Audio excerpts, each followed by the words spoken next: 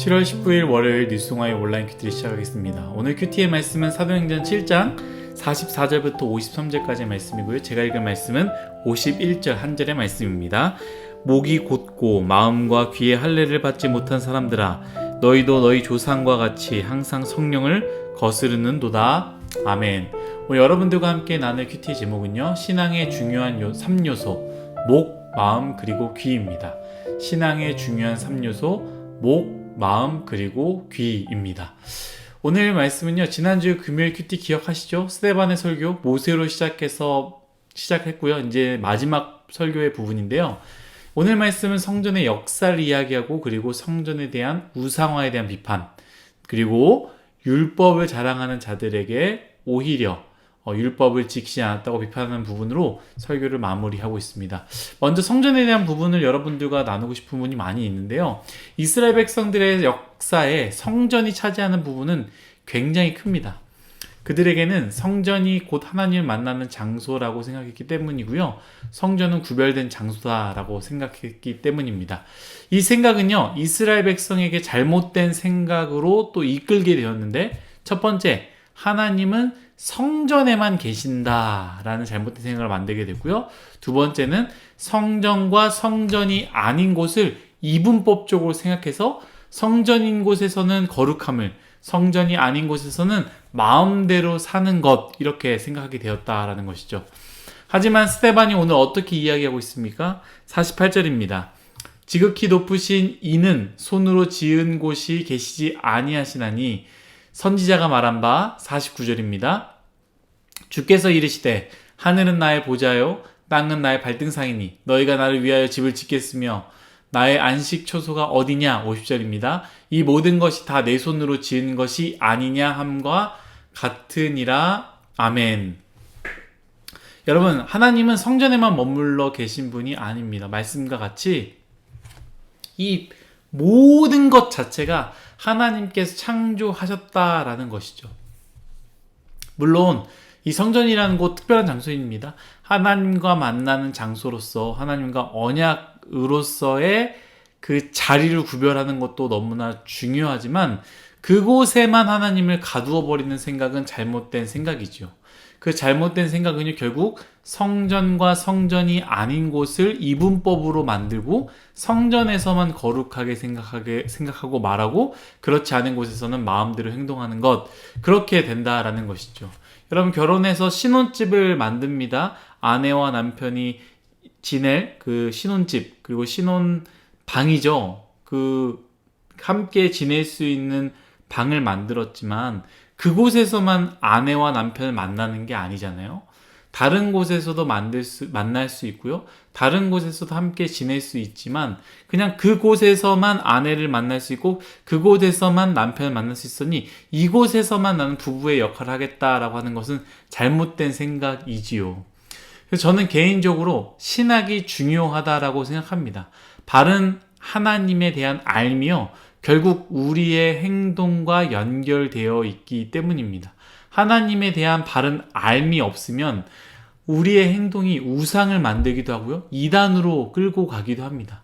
사랑하는 여러분들, 하나님에 대해서 바르게 알기를 원합니다. 유튜브를 통해서 그냥 인터넷 검색만 하지 마시고요, 궁금하신 것들은 꼭 교회 교육자들과 소통하면 좋을 것 같습니다. 오늘 제가 여러분들과 나누고자 하는 부분이 이 다음이에요. 이제 스데반이 강력하게 그리고 신랄하게 비판하는 부분인데요. 제가 51절을 한 번 더 읽겠습니다.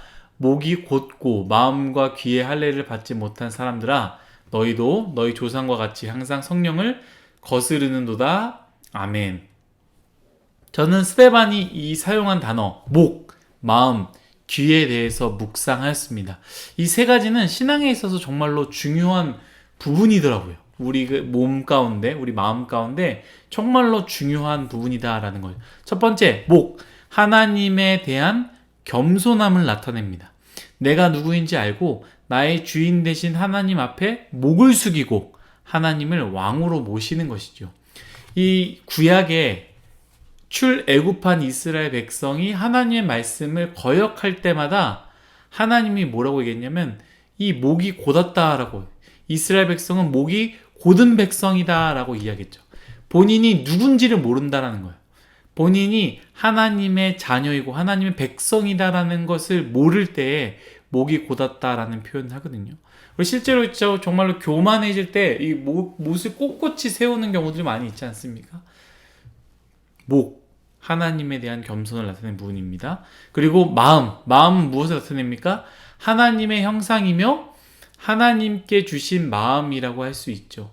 우리가 배우지 않고 학습하지 않아도요, 사람이라면 반드시 해야 할 것들, 지켜야 할 것들이 바로 우리 마음과 연결되어 있습니다.